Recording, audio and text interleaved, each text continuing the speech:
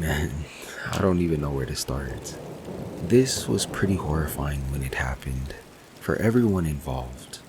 But enough time has gone by now that I guess I can laugh about it.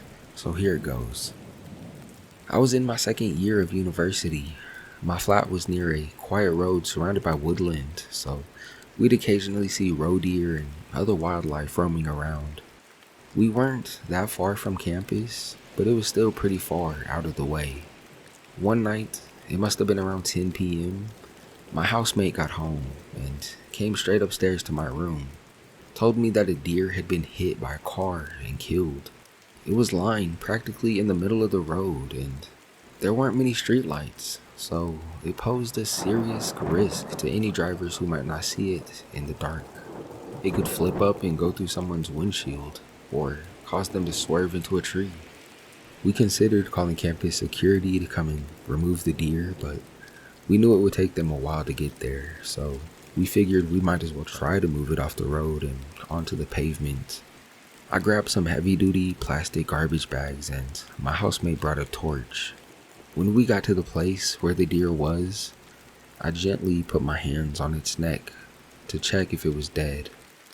I almost screamed when it suddenly came to life, flailing its legs out and thrashing and making the most god-awful growling noise.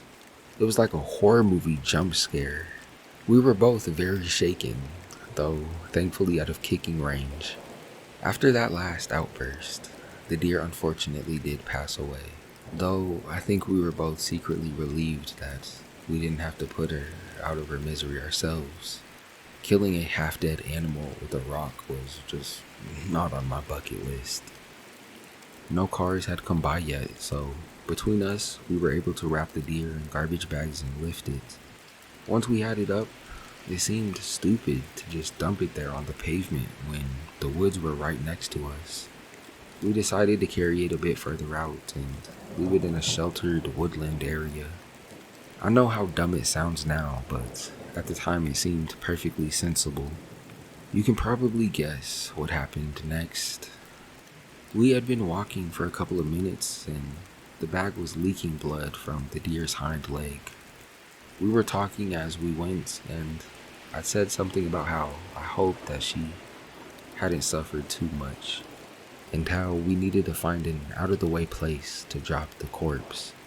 What we didn't know is that not that far away, just out of our line of sight, was a guy out for a late night smoke. I smelled weed, but I had no idea anyone else was around until we were on our way out of the woods again. At which point, we saw him walking ahead of us, very fast, occasionally darting horrified glances over his shoulder. He was white as a sheet.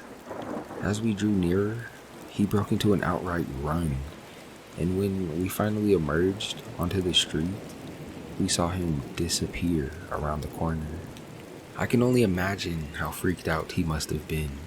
From his perspective, he had just seen two random strangers wandering through the woods after dark, dragging a heavy-looking bloody garbage bag and discussing the most efficient way to dispose of a woman's body.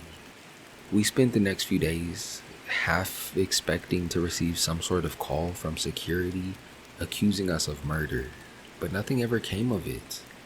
Maybe he went back to check for the body and realized what had happened, or he just was too traumatized to report it. Either way, I'm pretty sure we gave that man the shock of his life. To the innocent weed-smoking guy in the woods, I'm so sorry, dude.